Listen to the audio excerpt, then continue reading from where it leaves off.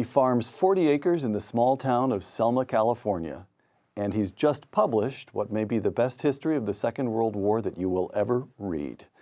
Victor Davis Hanson joining us today. Uncommon Knowledge, now.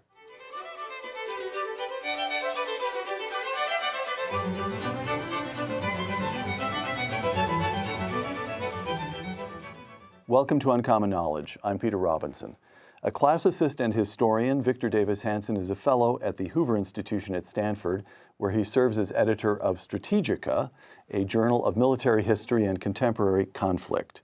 Dr. Hanson is the author of many books, including the classic study of the Peloponnesian War, A War Like No Other. Dr. Hanson's newest book, The Second World Wars, How the First Global Conflict Was Fought and Won. Victor, welcome. Thank you for having me. All right, let's begin at the beginning. This S, the Second World Wars, why is there a plural in the title? I think for two reasons. One is that from 1939, when Germany divided up Poland with the Soviet Union, till April of 41, there was a Polish war, there was a Norwegian war, there was a Danish war, there was a Low Country war, there was a French war, there was the Blitz, there was the Yugoslavian war, there was a Greek war.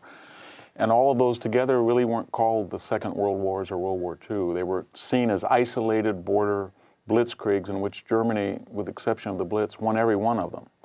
And then something weird happened. In 1941, Germany preempted and invaded its de facto ally, the Soviet Union, on June 22nd of 1941.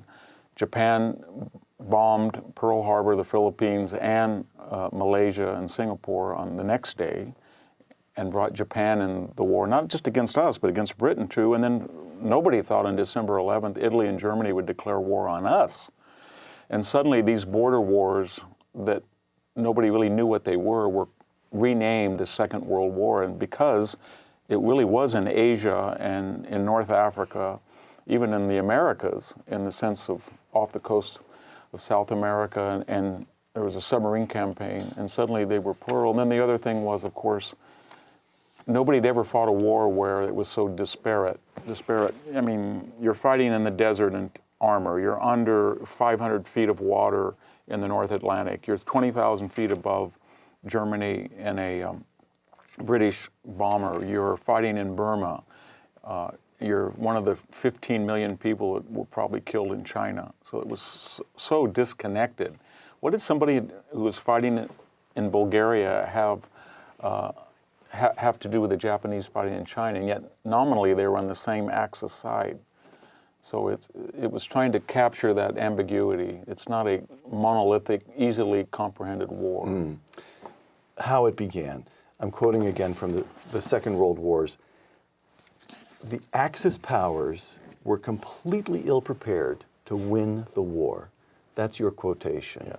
And by the way, I have to say, one of the pleasures is too small a word, one of the important aspects of the book is that even somebody who's read a fair amount of the Second, I'm no military historian, but I've read a fair amount, there's an insight or a fresh perspective on every page.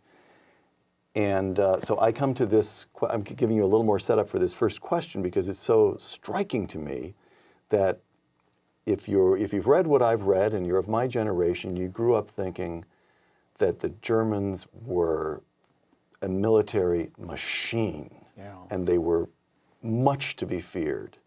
And you say the Axis powers were completely ill-prepared to win the war. Hitler, from the get-go, didn't know quite what he was doing. What's the argument there? The argument was that if you're Japan and you've modernized and rearmed in the 1930s, then you're very powerful vis-a-vis Southeast Asia or Indonesia or China. Or if you're Italy, maybe you have more power than Somalia. Or if you're Germany and you have good roads and you have sources of supplies, you can run over your neighbors. If you preempt, all of these were surprise attacks. But if you want to fight a global war, which, as I said, 1941, that's what their arrogance led them into. Right. And it's going to be an existential war, and that's a fancy term for just saying you have to destroy the enemy, not have an armistice like World War I. Then you have to be able to reach the homeland of the enemy. And once the Soviets moved most of their industry across the Urals, Germany had no ability to get to them. From the very get-go, neither Japan nor Germany could reach Detroit. And even during the Blitz of late 1940, The Blitz is the bombing attack over bombing London. of London, there was greater Spitfire production, their signature fighter plane, than there was Bf-109, Germany's best fighter plane.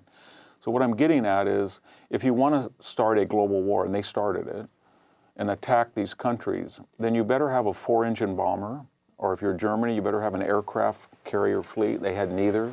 Japan did not have a 4-acre. And what did they spend their money on? The V2 and the V1, which in terms of how many marks were necessary to deliver a pound of explosive, were about 30 times more expensive than not only conventional bombing, which the Allies had 4-engine bombers when the war started, both Britain and the United, but even the B-29 program or the atomic bomb. They were as expensive or more expensive, and yet the latter really paid dividends. Right. So they didn't spend their money wisely, and they lived in a world of fantasy and romance. And after 1941, it caught up to them. All right. I want to return to that fantasy and romance. That's the Axis powers. Here are the Allies. Why the Western world chose to tear itself apart in 1939 is not a story so much of accidents, miscalculations, and overreactions as of the carefully considered decisions to ignore, appease, or collaborate with Nazi Germany by nations that had the resources and knowledge to do otherwise. Close quote. Explain that.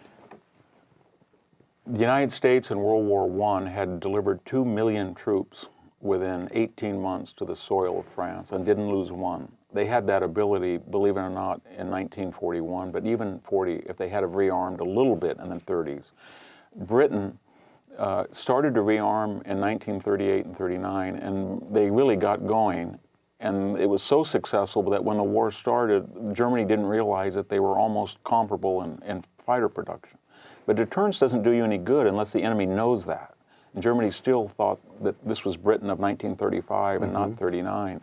In the case of the Soviet Union, Hitler himself said, had they told me they have already 2,000 T-34 tanks, which were better than every class of German tank, I wouldn't have invaded. What I'm getting at is that something shouldn't have happened. And by that I mean, if you take the assets of Britain and France alone in 1940, they were greater than Germany's. When Germany invaded France, they had less tanks, their air forces were no better, and they had fewer men than the democracies. Had the United States had a non-aggression pact or even an alliance with France and delivered soldiers there, Germany would have never invaded.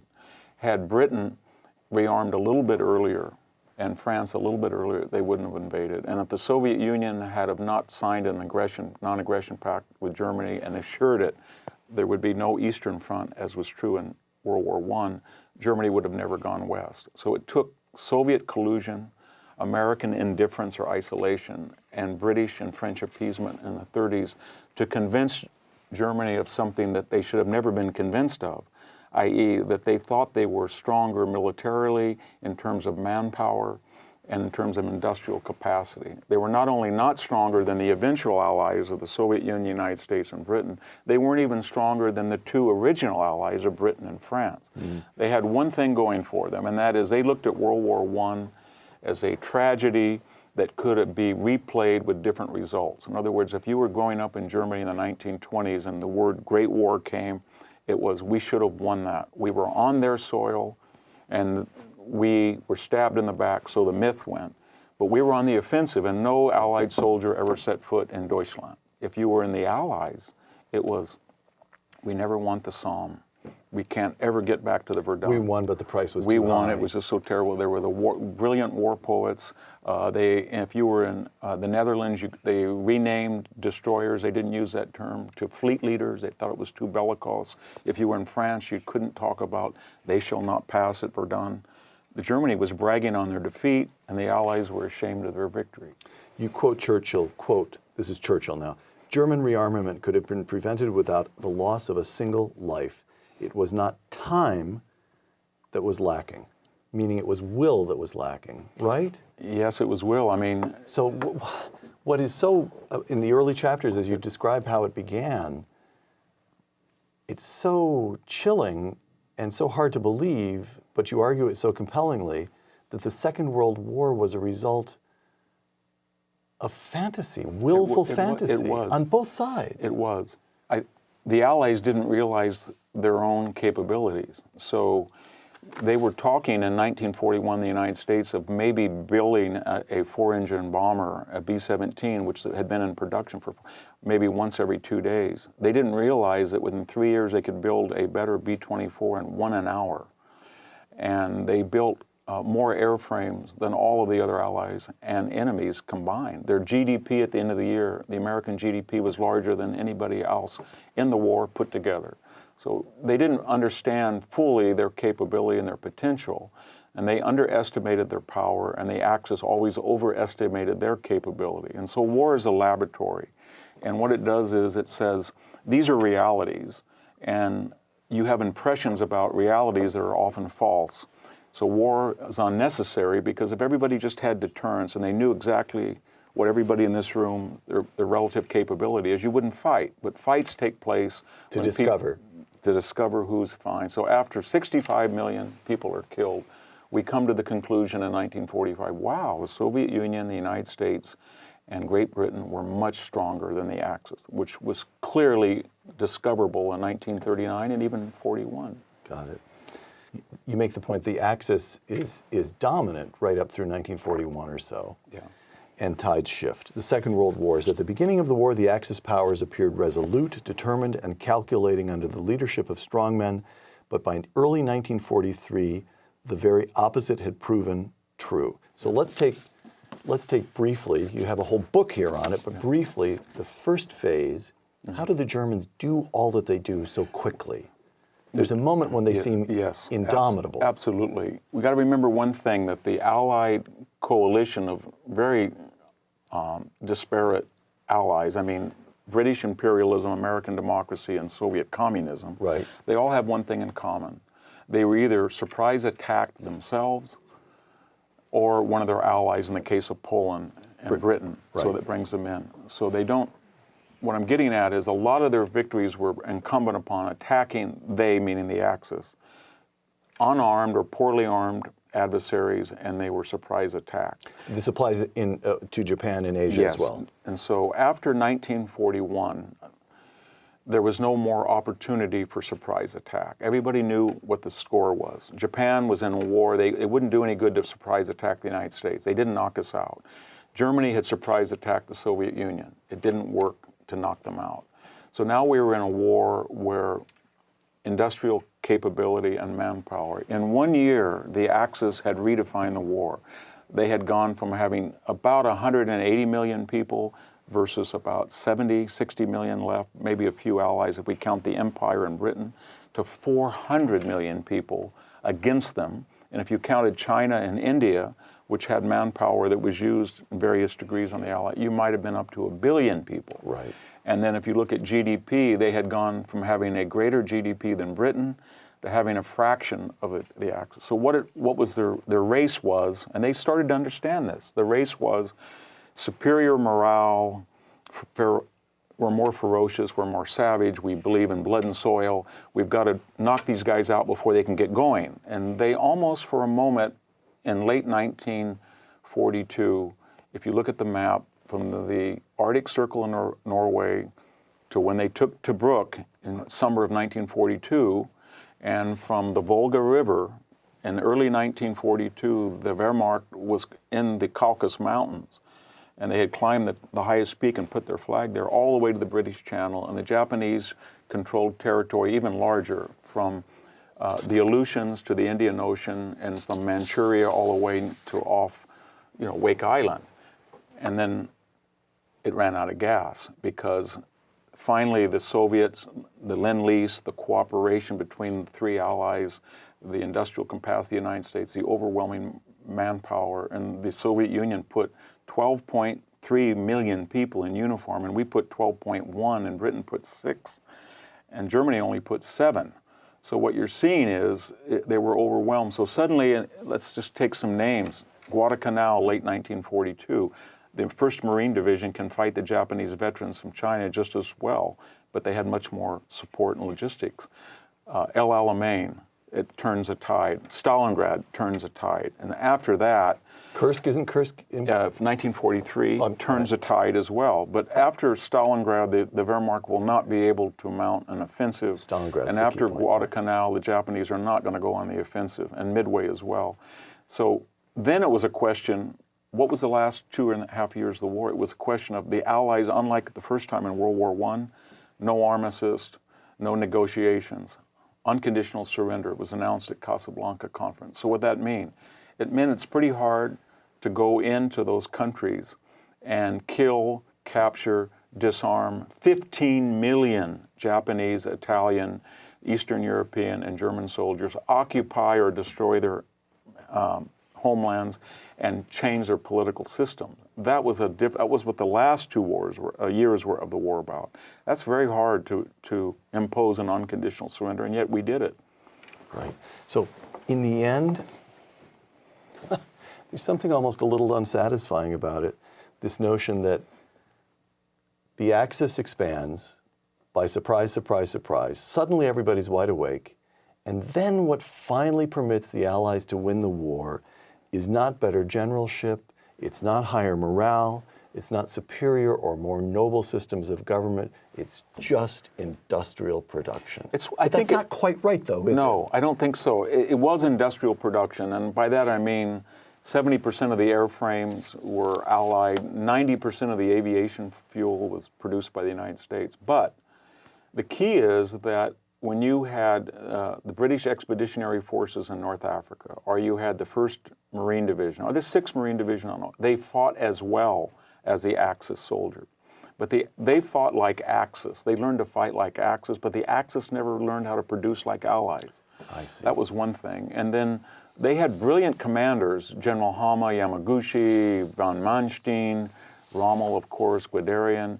But we had, when Patton, and especially at the second, Nimitz, Halsey, these people were almost as good, if not better. But at the supreme leader, Roosevelt, Stalin, and Churchill, compared to Mussolini, who was buffoonish, and Hitler was delusional finally, and Tojo was just sort of an unimaginative bureaucrat. They had no strategic sense. And what that meant was the Allies did not get themselves into quagmires, such as losing an entire army in North Africa, which they did. That was bigger than Stalingrad, or going into the deep Ukraine and the Caucasus and losing the entire 6th Army, or having the entire Italian army destroyed in North Africa. They didn't, when they had setbacks, they were tactical mistakes, things like Tobruk or a bridge too far campaign at Arnhem, but not, or the bombing campaign in the first year, but they were not elemental crisis that proved fatal. And they had so many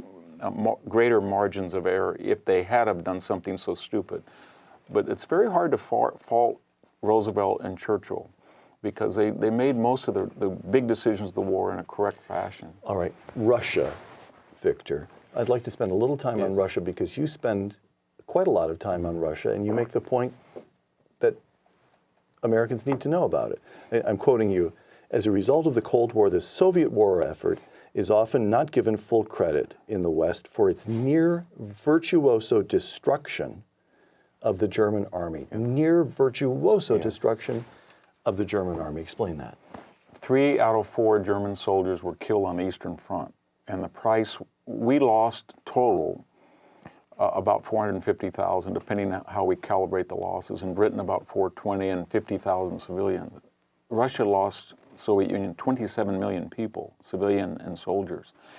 But they did kill 3 out of 4 Germans, and they destroyed an army that was over 3 million people in strength. And it was a very strange partnership. We said, essentially, I don't know if it was so explicit, but we said, we will fight in Italy, we'll fight in North Africa, we'll fight in the Mediterranean, we will fly the skies of Europe and bomb, we will have 4-engine bombers, we will fight the Japanese alone, we being the British and the Americans. We'll go to Burma, we'll go to the Pacific, we'll have the B-29 program, we'll do all of these things. But you don't have to build a blue water neighbor, you don't have to have 4-engine bombers, we'll supply you with 20% of all your needs. However, you're going to tie down and destroy the best army in the world, which the German army was. And they did that. After the war, Stalin, remember, cut a deal with every single person, every single party in that war. He had a non-aggression pact with Hitler. He had a non-aggression pact with the Japanese. He had a semi-one with Italy. He had an agreement with us, and he had an agreement with the British. He tended to keep his word with the Axis, and he didn't keep his word with us. And so what I'm getting at is that there's a lot of reasons to be very angry at the Soviet Union. The World War II would not have started had they not had the non-aggression pact with Germany. That being said, we should just explain the non-aggression pact with Germany, the Molotov-Ribbentrop Pact of August 23rd, 1939. Hitler and Stalin agree they're going to leave each other alone, and they divvy Poland up. They both hated because of the Versailles Treaty Poland, and they carved it up, and they made that deal 7 days before they invaded. And then astonishingly enough, what's your view on this, by the way? The only man that Joseph Stalin ever really seems to have trusted was Adolf Hitler. Stalin really was taken by surprise when Hitler invaded and him. Molotov said, famous quote, "We didn't deserve this," when he found out. And Hitler in turn said, if we had won, I would have hung Churchill, but I would have given a state to Stalin and let him, because he was a genius. They had a mutual admiration because they were very alike, much alike in some ways. So historians, I'm quoting you again, historians still seek to sort out the degree to which the Soviets' catastrophe, 27 million dead, civilian and military, was a result of their own duplicity. Yeah. Well, how do you what do you mean by that, and how do you weigh that? Just take yourself? one example, Okay. for sake of brevity. The Kiev pocket, they lost about 700,000 people by no surrender, not one step back orders by Stalin. So from June of 1941 to December, they intentionally ordered, I shouldn't say intentionally, they just ordered Soviet armies not to retreat. When withdrawing into the interior was the only reasonable thing to do. And when you were dealing with people like von Bock or Guderian or Rundstedt, who were masters at encirclement, they lost an entire 4 million person army. They lost 50... Because Stalin was a bonehead. Yes, 50 million people. Their population went from 180 down to about 130. They lost 1 million square miles. They should have been anybody else would have been knocked out of the war. France would have been, they didn't do that to France, and France quit in 6 weeks. But Stalin, the Russian people were a different type of people. They were, like this, used to adversity and worse than adversity. And they rallied, and then the United States and Britain supplied them. And Stalin began to do something that Hitler didn't do. He said to himself, I've got brilliant commanders in Zhukov and Konev, and Hitler never understood what Rommel was trying to do in North Africa or what Guderian wanted to do. So he didn't trust he started to get more and more distrustful of his commanders, and Stalin, who had been like Hitler and trying to be a virtuoso supreme leader, started to delegate. And the tide started to change. But what I was getting at, too, is when we get angry at the Crimea, and we should, or Ukraine, we in the West don't say, well, wait a minute. The siege of Sevastopol cost the Russians 150,000 people in World War II. And the Ukrainian pocket was 750,000. So they do have claims, at least psychological, mystic, I don't know what they are, but they have claims on these territories that are a little bit different than us vis-a-vis Puerto Rico. And yet, we're very defensive of the Caribbean. So I think we have to keep that in mind, how they view the Second World War. The Second World War, as I'm quoting you one more time here on Russia. Russia helped to save the Allied cause. Yes. Yet the Allied war effort saved communism.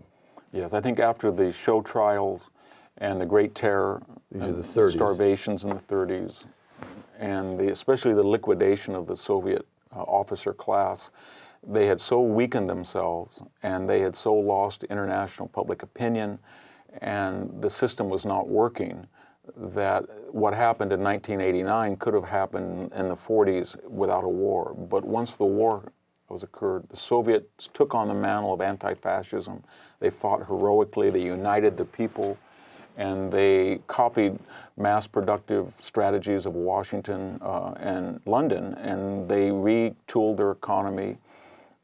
And they were very successful, and that gave them a cachet that they otherwise didn't deserve. I see. Especially after the war, because we had a terrible propaganda. We had to say to the world, yes, Japan, Germany, and Italy were bad. They started World War II. They were fascists, but now they're the good guys.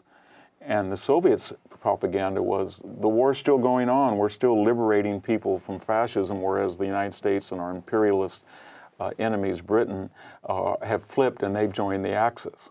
And that was very hard to combat in the late 40s and 50s. One more, while we're on the one more question about the late 40s and 50s.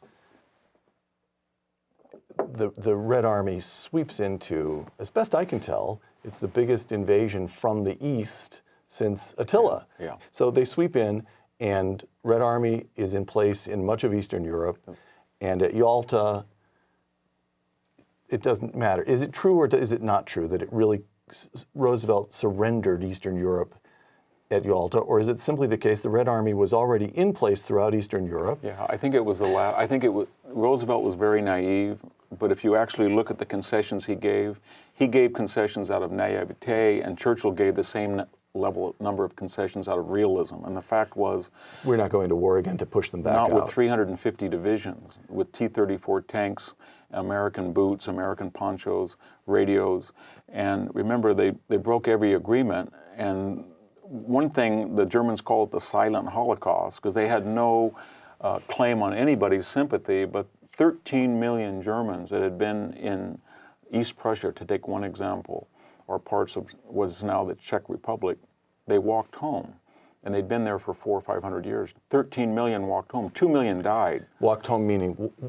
Back into what we would think of as Germany proper. And they lost 30% of their, I mean, Germany today has the same amount of people, 80 million, that they did in World War II, but nobody's talking about Lebensraum anymore. But they lost 30% of their territory. And that was ceded to pro-Soviet allies in Eastern Europe.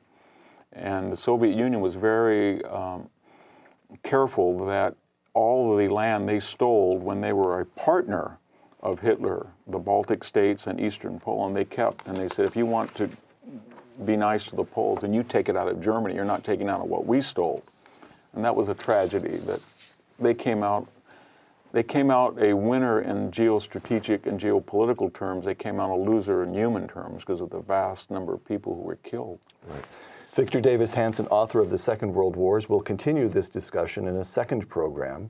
But for now, thank you. Thank you for having me. I'm Peter Robinson for Uncommon Knowledge on the Hoover Institution. Thank you.